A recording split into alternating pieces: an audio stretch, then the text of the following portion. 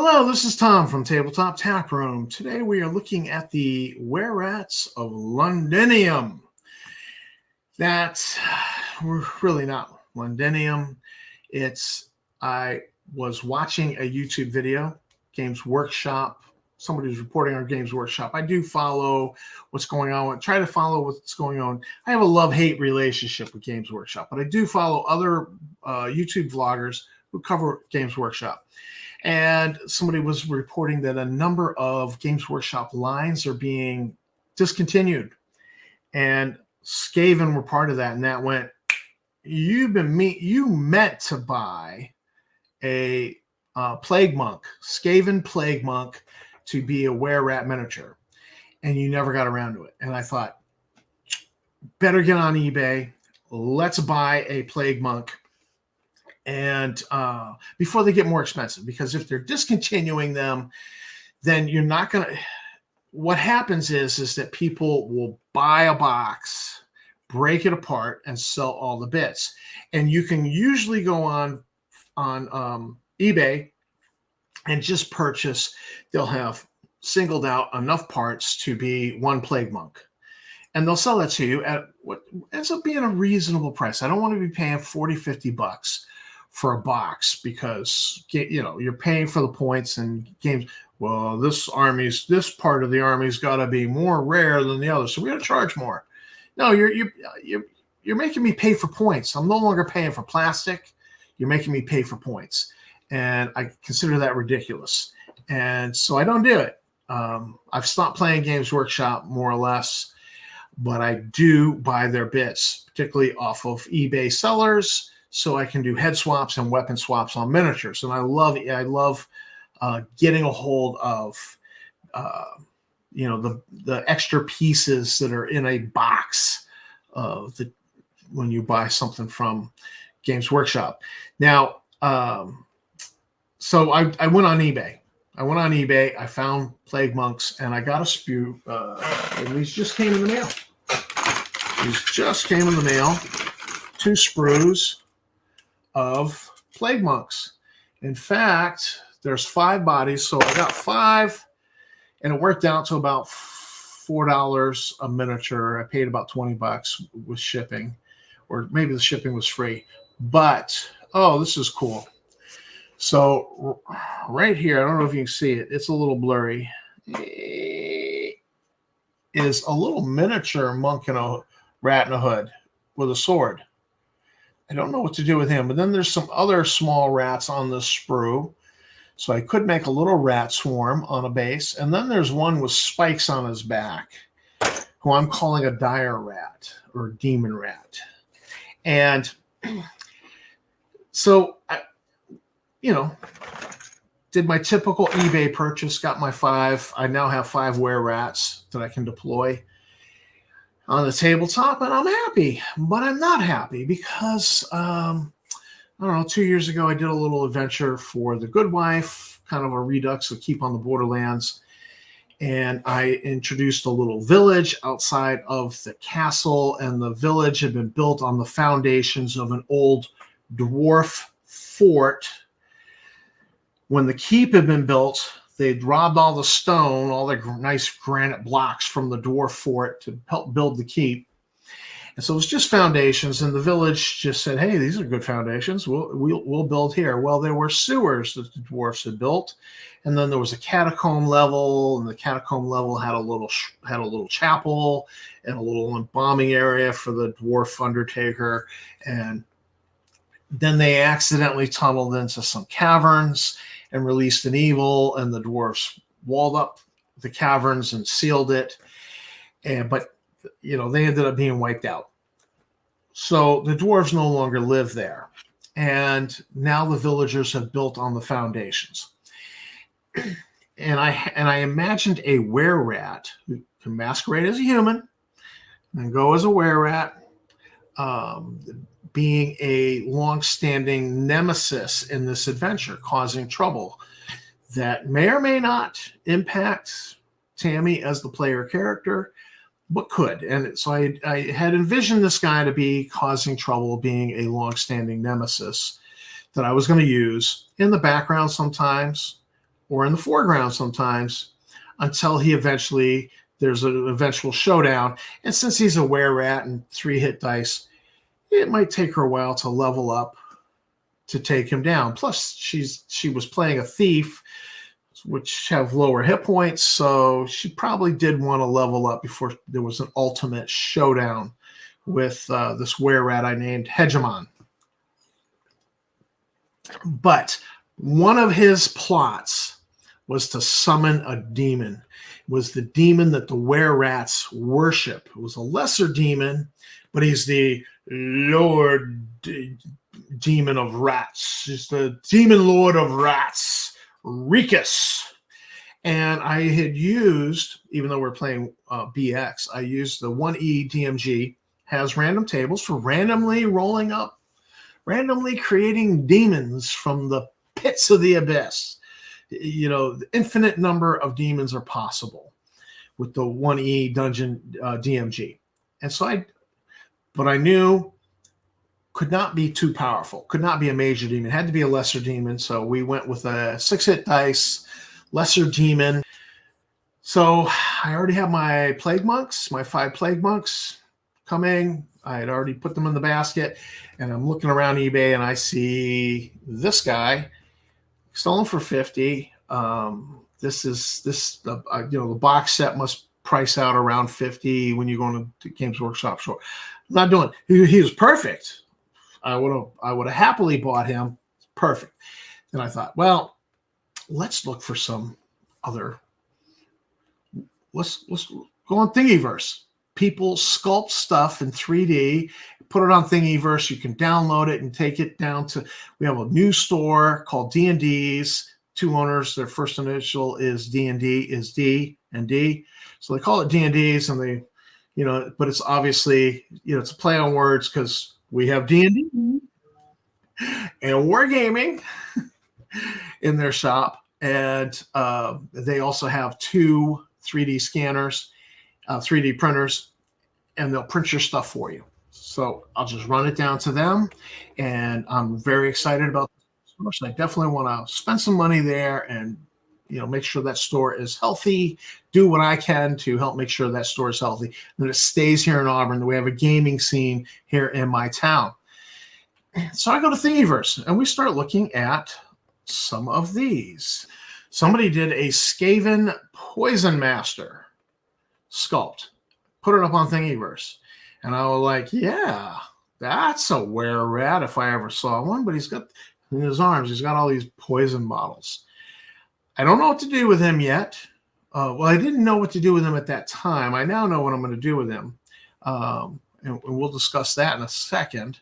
But I said, yeah. So I downloaded that. Here's another view of him. And, of course, I'm putting in the word rat, miniature. And I got rat swarm. This is cool. It's a nice looking rat swarm. I'll paint that up. And then there was this dire rat. He actually matches the rat on this sprue right here that has the spines back. So very cool. I like this. So I thought, we'll call him a dire rat with these spines. It's a dire rat because he's got spine, or a demon rat, something along those lines. So cool. And then I came across this bad boy. He's furless, though. He's like completely naked.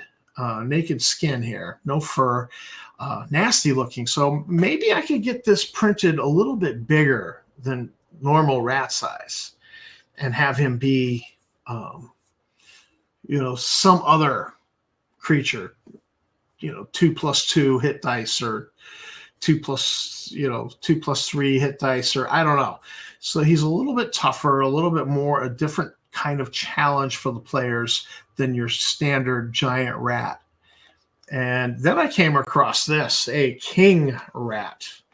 So I was like, oh yeah, look at this fat, bloated Jabba the Hutt looking thing.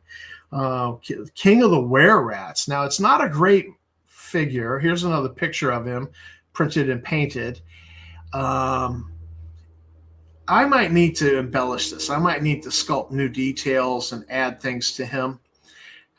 beef up the hands a little bit, make them a little more threatening. But yeah, a king wererat sitting on a throne, I could work with that. And then I found these on eBay. These were a giant rat revenant Dungeons and Dragons miniature. These are kind of a skeletal. They got a lot of bones showing, so I thought zombie rats. Now they're a bit pricey at £6 British sterling. The dollar loses on the exchange rate, so that's going to be a little bit pricey. So I'm unsure. I haven't pulled the trigger on buying these bad boys yet. I might still go back. I clicked on watch for this listing. I clicked on watch, and I just haven't decided. But I thought, yeah, zombie rats. This could be a thing.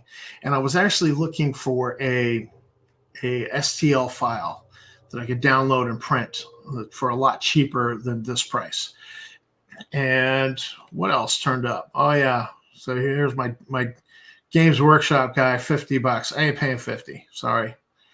Then I came across these. I remembered that Drive-Thru RPG had STL files. You could pay for the download. And I came across this Rat Folks. And right there in the middle, the tall guy with two heads. Because who does he remind you of? There is a famous D&D demon. I can't think of the name. It's got two baboon heads and tentacled arms.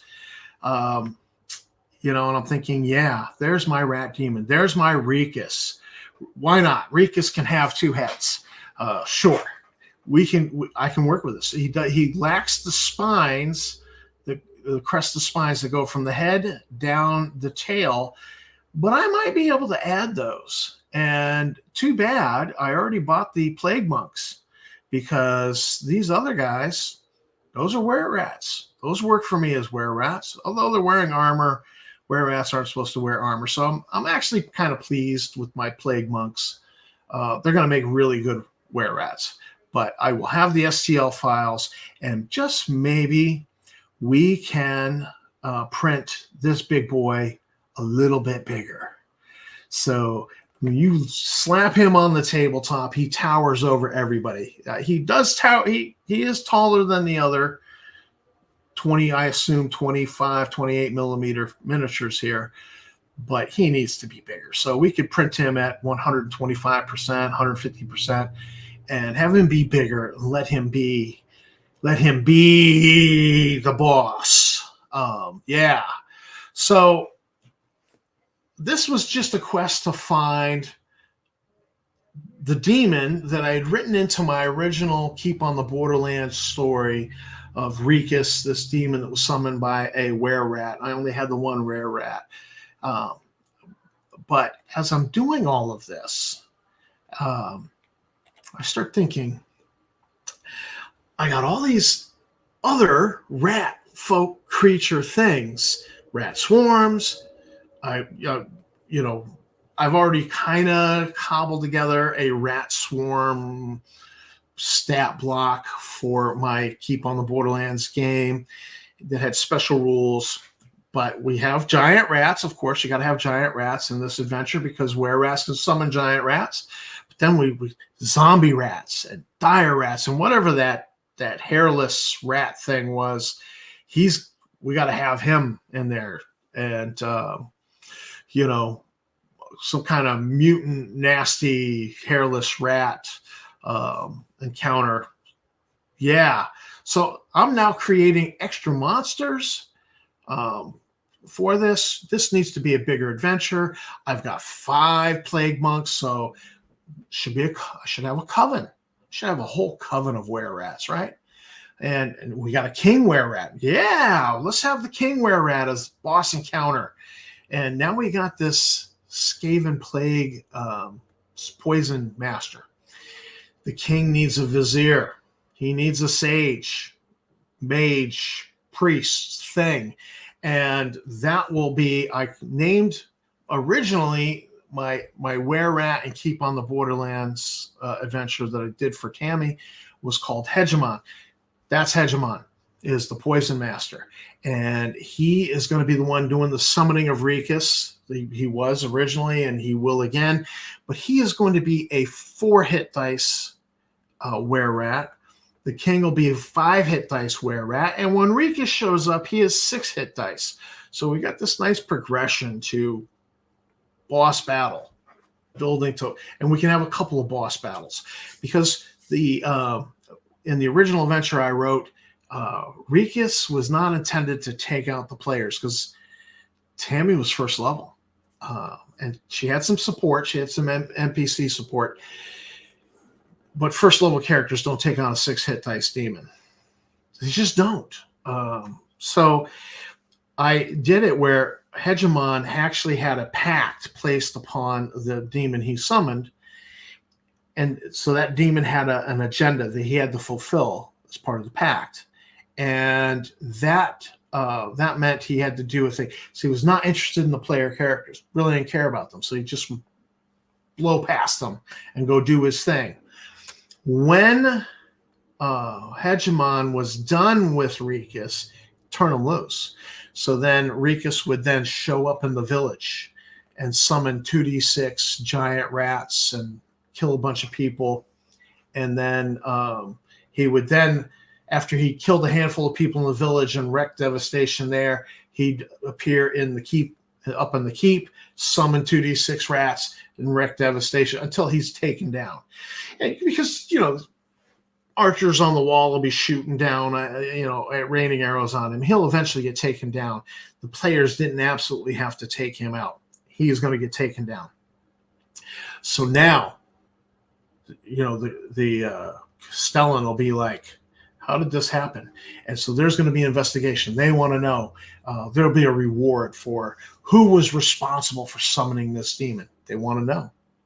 And so if the players have learned who Hegemon is, they're going to be, oh, it's that Wererat. That rat, beatard. We're going to get him. They now have a motive. There's a monetary motive, plus other things in the adventure might have happened. So I started having much more, because we're now inventing new creatures, not just a new demon, but new creatures to match all these figures. And I thought, this needs to be like a whole sewer network for a city, not a little village. It needs to be for a whole city. It needs to be a nice big adventure. So I'm writing this. I don't know what city it'll be for. It could be for any city. Any city you got that you're using, you're happy, you like, this could be the sewer network for it. And that it was originally built with dwarvish engineering. So we'll make the first level of sewers nice and big and broad, and that represents really good engineering because the dwarves made it. And so there'll be 2 layers of sewer. Within the sewers would be a thieves guild area. The thieves had a hideout. They have a secret warehouse. Wererats have not found the secret warehouse, but they've evicted the thieves from their clubhouse. And the king Wererat is now ensconced in the thieves guild warehouse. So the thieves guild, they want things. They would like to recover their warehouse. There are items down in their old clubhouse they would like to have recovered. They're willing to pay for that. So that's a little plot hook to pull the players into the adventure, give them a reason to go into the sewers. As the players are entering the city, kind of notice there's a lot of rats running around here. You start pointing out the rats as wow, it seems like there's a lot of rats. And then rat catchers, because I also got a rat catcher miniature STL off of Thingiverse. And I already had a rat catcher miniature from the old Mega Minis, which is now defunct. And he's based and painted up. But I thought, this rat catcher is a little more chunky. I like him. I'll get him printed and painted up. Printed, based, painted up. And so the rat catchers are doing gangbuster business in this town because there's an explosion in the normal rat population that's causing problems, causing illness in the city. And then I thought, Paris has sewers. Paris has catacombs connected to the sewers. And I thought, yeah, this is a medieval city. Stand to reason. It has sewers like Paris. It has catacombs. So maybe there was a funeral going on, and the funeral got swarmed by rats, by rat swarms, and they had to like evacuate in the middle of the funeral. The guy's not even properly buried.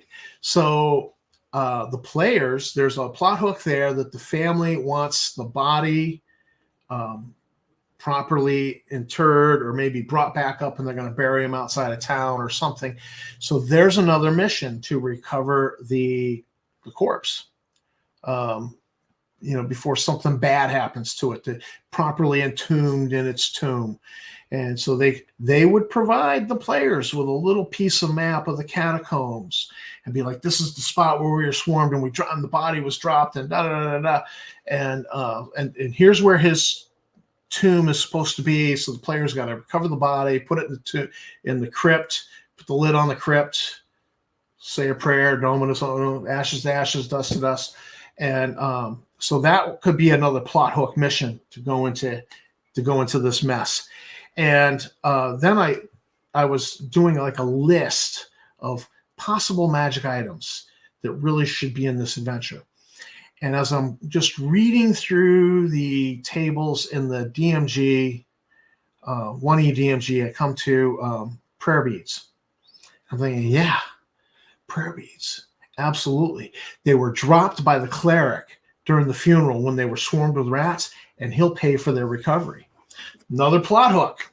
So we've got multiple plot hooks. We've got multiple agency looking to find people willing to go into the sewers and recover items and do things like bury a body, recover prayer beads, other things that the Thieves Guild wants recovered. So very cool.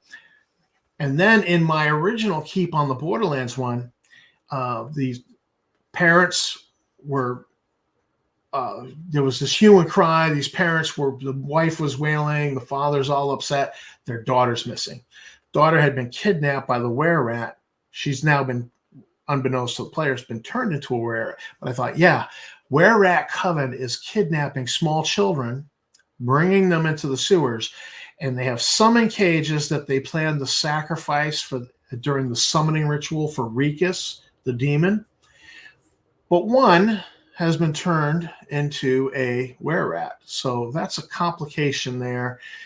Do you bring her back to her family as a Wererat? Do you bring her to the priest, see if they can save her from lycanthropy? What do you do with that? Or do you just kill this child? Do you kill this little 6-7-year-old girl? What do you do with that? Well, children are missing. That's another plot hook. Children are missing.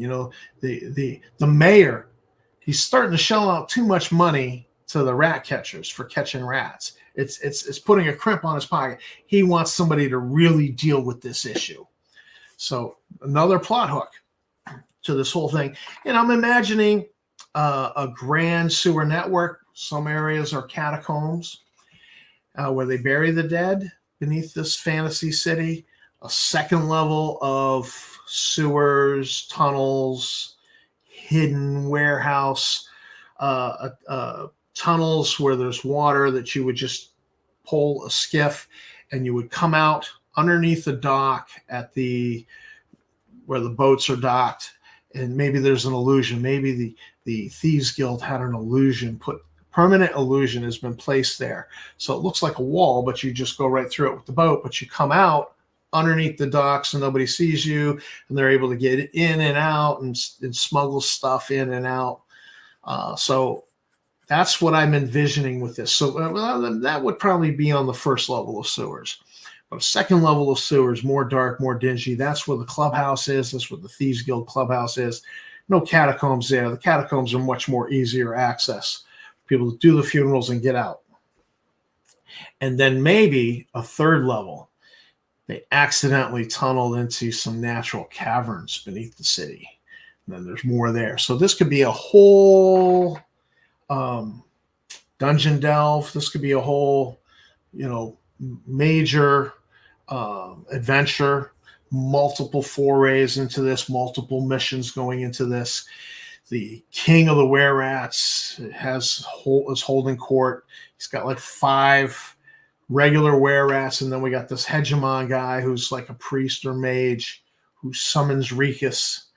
And so Rikus, they're summoning Rikus for a purpose. I don't know what that purpose is. Originally, the hegemon wanted Rikus to recover an artifact for him out of the caverns deep beneath the village there.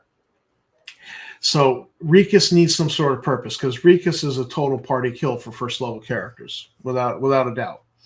Now let's just take a look at some of the stuff that I just penciled down for this. Like, for instance, as I thought about all these plot hooks and potential adversaries, then I wrote equipment considerations. Number 1, sewer map. There could be a map of the catacombs that gets provided for the mission to recover the corpse and put it in its crypt and recover the prayer beads. There could also be a map of the sewers, because dwarves, they would have a blueprint. These are the original blueprints of the sewers. It's not everything. There is no map for the second level, but the first level could, there could be maps available, and if the players inquire, they could get the map of the sewers. Chalk. If they don't have chalk in their pockets, it needs to be readily available. Thrown weapons, holy water, and flaming oil. Flaming oil could be useful and should be used, but holy water, as the holy hand grenade of Antioch, could come in very useful against Rikus, without a doubt.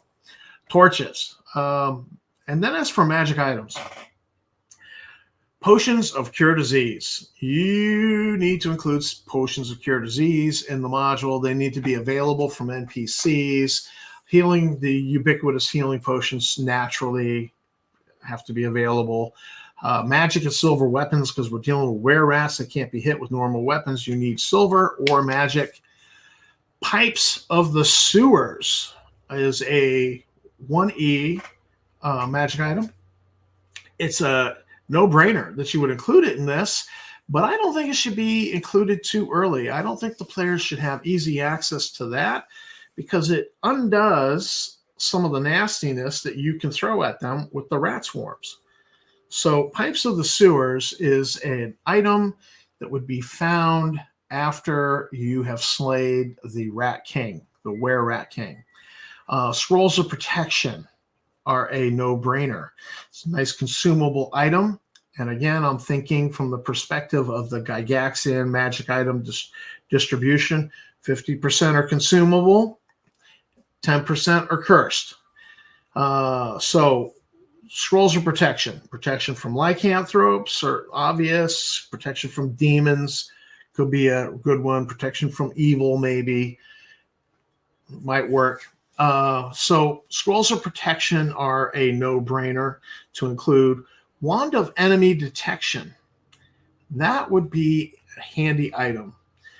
Potions of Animal Control. Kind of do the same thing as the Pipes of the Sewer, but it's a one-shot, one time. When do you use this? I'm using it now. And then you don't have it. So you're not using it all the time, but should be at least one Potion of Animal Control.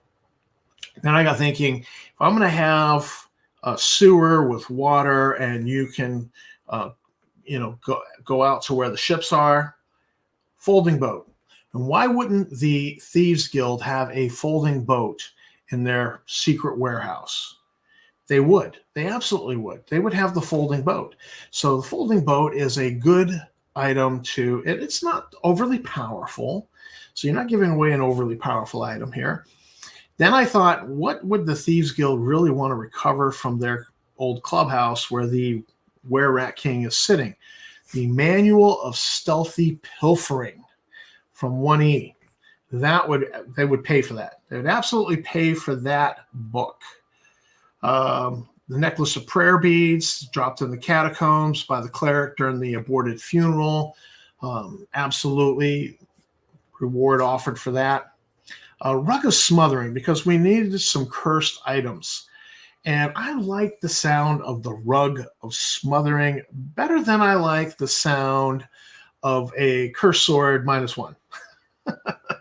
Rug of smothering is just cool. And you know what? Rug of smothering would be a trap that the Thieves Guild would leave in place for people. Wouldn't it? Yeah. It sounds like something the thieves, like, but they would know that they don't go through this door because the rug of smothering is the welcome mat. They go through the secret door that gives them access to the room. So, all right. So there's at least one secret door. Leather armor +1 is a no-brainer. There should be some leather armor +1 in the Thieves Guild, maybe in their warehouse. A shield -1 missile attractor sounds like a nice cursed item to have. And then dagger of dancing, like the sword of dancing, but it's dagger sized, which makes it a really cool item for a wizard or possibly a thief. So rather than the sword of dancing, let's make it the dagger of dancing, because this really would be an item that would be handy. Beef up the ability of the wizard to fight and defend himself, to have the dagger of dancing, or even the thief could really find this handy. A dagger of venom seems like a no-brainer for an adventure where you're poking around in the former clubhouse of the Thieves Guild. But I started thinking, I've not included any magic swords or really good magic items. And I thought, wait a minute, we have catacombs. People are buried with their weapons sometimes. So why not a magic sword that is interred with one of the corpses? But this magic sword is the sword of a hero who saved the town and then was the knight, lord, sheriff, whatever, for many long years, and all of the townsfolk will totally recognize the sword. So if the players claim the sword, because it's a magic sword and it's handy and it's got a little extra effect besides just being +1, and plus that little extra magical effect will help identify the sword as the sword of this hero. The players claim it, use it, and then they go back out on the street and they're carrying it. All the townsfolk are going to be like up in arms and like, hey, you looted the body of our hero. That creates complication. I like that. So it should be a +1 sword with some magical effect 3 times a day. Burst into flame, or suddenly lights up as if a light spell's cast on it. Something along those lines. Could even be heals the wielder 3 times a day. I don't care. I then created a couple of diseases, pages 13 to 15 in the 1E DMG. Talks about diseases. So I created sewer foot and rat bite fever because I noticed I checked the descriptions for giant rats in basic and in 1E, and I noticed one of them, it specified a 5% chance per wound from a giant rat would cause a disease. You get a saving throw, but what's the disease? There was no details. So I looked up and I created a disease. It's a disease that affects the blood. It's specified in the description. It's severe. So I went with the rules for a severe disease, but there's an incubation period. You get it, 4 hours, symptoms show up, and half the symptoms show up, and then you got 2 hours, and the rest of the symptoms show up. And as per the 1E DMG, a severe disease completely disables you. You're not able to do anything. So you've got an incubation period. You can still carry on and complete the adventure, complete your mission for 4 hours. Oh, you do have rat bite fever. You need cure disease, or you need 2 to 3 weeks rest. More than likely, if you've been doing missions, like you've rescued the prayer beads for the priest and you got your reward, and you're doing this good deed of cleaning out the sewers, then more than likely cure disease cast by the local priest will be a freebie for you. So rat bite fever, kind of serious. Sewer foot, not so serious. You can keep carrying on, but it does have consequences for you. That it's very painful. It becomes very painful to move, so you move at half speed. -1 during combat. -1 doing if you've got to do anything that's a dexterity check. You know, like walk across a slick, narrow beam type of thing, and you got to do a dexterity. It's -1 for that, but it's not as serious as rat bite fever. So I invented 2 diseases. Got a list of magic items. I think the beginning of rewards and appropriateness for this whole adventure. And I've got rough ideas for what I want for each level.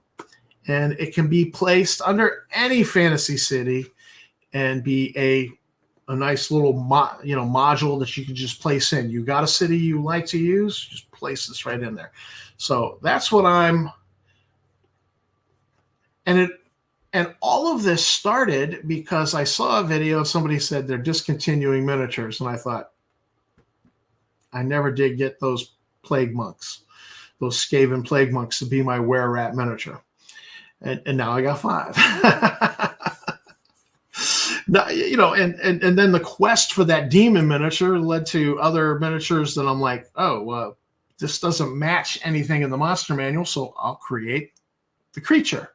And now I've got a whole pantheon, a palette of ugliness to throw at the player characters, including a couple of diseases, because the diseases make total sense. You're in a nasty environment. There should be diseases. So a lot of complications, but it's with the summoning of a demon. This is like end of save the world level stuff, because you're either there to stop the summoning of the demon, or stop the demon, rescue the children, or if the demon does get summoned, the children are sacrificed, the demon is summoned, and he's unleashed upon the city. Probably the players in the town guard will all dogpile him and take him down. The demon doesn't care, because once he dies here on the prime material plane, he returns to the abyss and reappears there. So to him, it doesn't matter. So whole adventure, high stakes, because the Wererats have plans. The Wererats are doing things that are high stakes. They're bringing a demon into this world. And I think this is a pretty good adventure. And it all started because I was just looking for one little mini. Well, actually, one little mini, and then I thought, well, I should get a demon mini. Now I got a bunch of STL files. I got to run down to the local gaming store and get them printed on their 3D printer. So we're going to be having fun with this. And I've not done the maps yet, but, maybe we will revisit doing the sewer maps with my scratch off mapping, like it's a scratch ticket. I did a video on that a long time ago, which got a lot of good response, a lot of good feedback, and maybe it's time to do yet another scratch off mapping with a big sewer map, and this time, and develop that whole adventure much, much more. So this is Tom for Tabletop Tap Room. Thanks for watching my video. Thanks to my subscribers. Don't forget that like, subscribe, and bell icon. And keep on gaming. Just don't get sewer foot while you're at it.